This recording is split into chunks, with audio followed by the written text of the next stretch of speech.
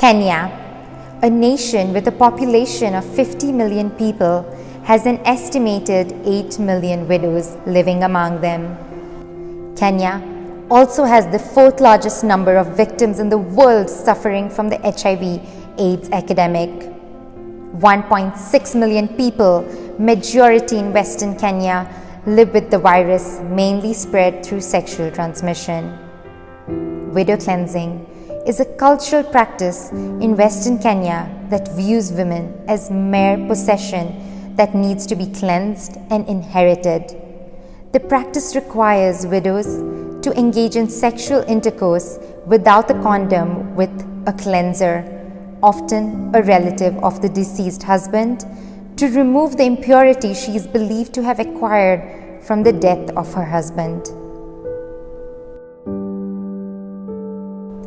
From the moment a woman becomes a widow, her life and that of her children is perceived as unclean, cursed, and even evil. An uncleansed widow is considered a disgrace to herself and her family. They believe that if the widow is buried uncleansed, she will leave behind an irreversible curse of death in the family. Tragically, the high prevalence of sexual cleansing occurs in spite of the rapidly growing cases of new HIV/AIDS infections.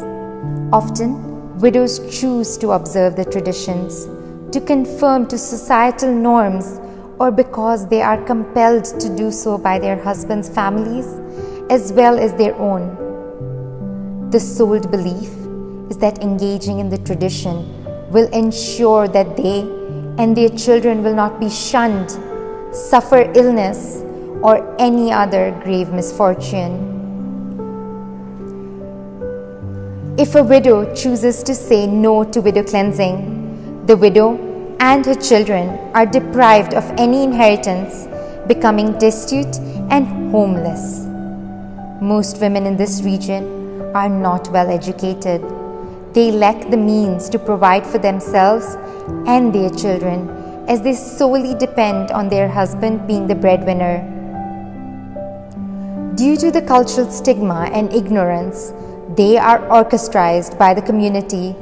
They have no access to resources or assistance and are inevitably edged out to struggle with life far away from where they have known as home.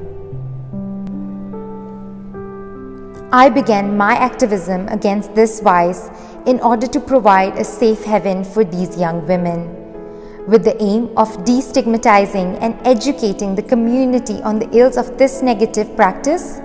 Several daughters of Western Kenya have been freed from the chains of this practice, potentially saving their lives. A rural communal organization geared towards helping these women regain their right to have a different future, and thus came to life My Beauty with a Purpose project, Hapana, the right to say no. Hapana, which means no in Swahili, is a project focused on the health, education, and empowerment of women and their children. My heart was broken when I saw for myself the large number of children denied an education as collateral damage to their mothers standing up for themselves. I was moved to tears when I learned that for the love of their children and a hope for a better future for them, many women gave in to the practice at the risk of their own death. Having been privileged to live in an urban and modern world, I know the importance of a woman being financially independent, both for her sake and that of her children. Through the SOA Foundation, I have been keen on promoting financial literacy among the widows. Through a table banking system called Chama, the women are able to save the little funds they have as well as borrow money to sustain their families and start small enterprises.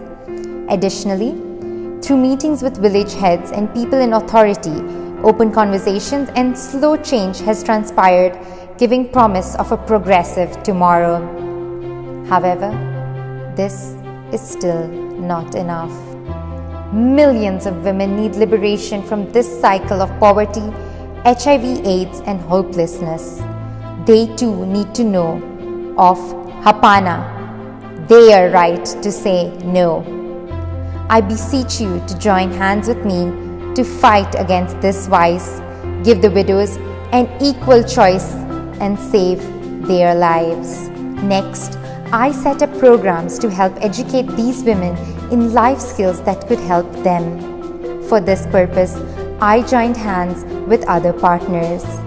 Together, we are helping these women learn how to drive, teaching them hair care and other salon-related services so that these women can be self-sufficient and benefit from their own skills. Join hands with me to touch yet another life.